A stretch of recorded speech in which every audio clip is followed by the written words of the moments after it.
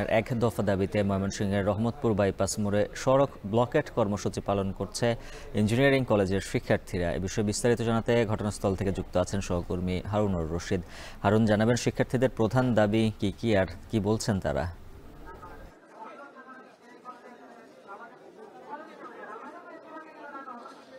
উজ্জ্বল, আজকে সকাল 10:30 থেকে ময়মনসিংহের যে ময়মনসিংহ ইঞ্জিনিয়ারিং কলেজ রয়েছে সেই ইঞ্জিনিয়ারিং কলেজের শিক্ষার্থীরা তাদের কলেজের সামনে যে রহমতপুর বাইপাস মোড় রয়েছে সেই বাইপাস মোড়ে কিন্তু সড়ক ব্লকেট কর্মসূচি পালন করছে এবং 10:30 থেকে যে ব্লকেট কর্মসূচি শুরু হওয়ার পর থেকে কিন্তু এই এলাকার যে বেশ কয়েকটি সড়ক রয়েছে সেই সড়কগুলোতে কিন্তু যানবাহন চলাচল বন্ধ হয়ে গেছে। আমরা দেখছি যে ময়মনসিংহ থেকে মুক্তাগাছা, জামালপুর এবং টাঙ্গাইলগামী যে সড়ক এবং মুক্তাগাছা থেকে ঢাকা বা জামালপুর থেকে ঢাকাগামী যে সড়ক সেই সড়কে কিন্তু যানবাহন চলাচল একেবারেই বন্ধ রয়েছে এবং এখনও শিক্ষার্থীরা বিক্ষোভ করছে। এবং শিক্ষার্থীরা যে বিষয়টি বলছেন সেটি হচ্ছে যে বর্তমানে বাংলাদেশে যে 4টি ইঞ্জিনিয়ারিং কলেজ রয়েছে সেই ইঞ্জিনিয়ারিং কলেজগুলো ঢাকা বিশ্ববিদ্যালয়ের অধিভুক্ত।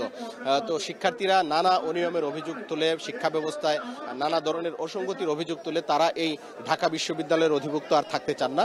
তারা একটি স্বতন্ত্র প্রতিষ্ঠান চান, যেটিকে তারা বলছেন যে প্রতিষ্ঠানটিকে তারা বলছেন ইনস্টিটিউট অফ টেকনোলজি বা বাংলাদেশ ইনস্টিটিউট অফ টেকনোলজি বা বিআইটি, এরকম একটি প্রতিষ্ঠান করে সেই প্রতিষ্ঠানের অধীনে তারা থাকতে চান এবং কোনোভাবেই তারা ঢাকা বিশ্ববিদ্যালয়ের অধিভুক্ত থাকতে চান না। এবং এটি বাতিল করে বিআইটি প্রতিষ্ঠার দাবিতে কিন্তু এখানে যে সড়ক ব্লকেট এই কর্মসূচিটি পালিত হচ্ছে।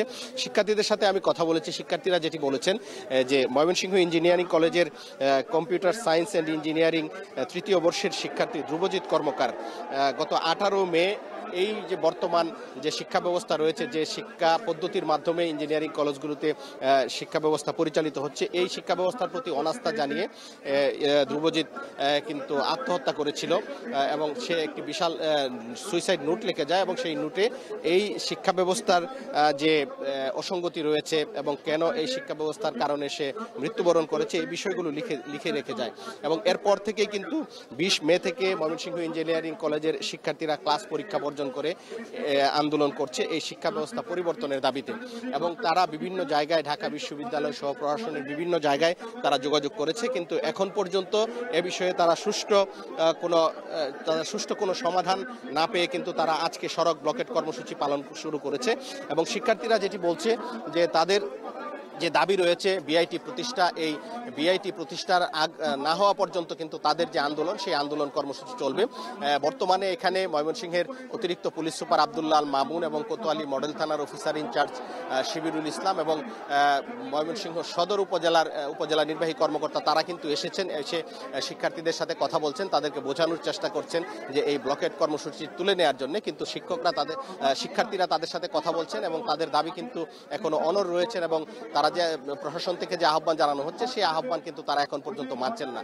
তবে এই সড়ক ব্লকেটের কারণে কিন্তু যানবাহন চলাচল বন্ধ রয়েছে। এবং ময়মনসিংহ থেকে শিক্ষার্থীদের সড়ক ব্লকেট আন্দোলনের খবর জানাচ্ছিলেন সহকর্মী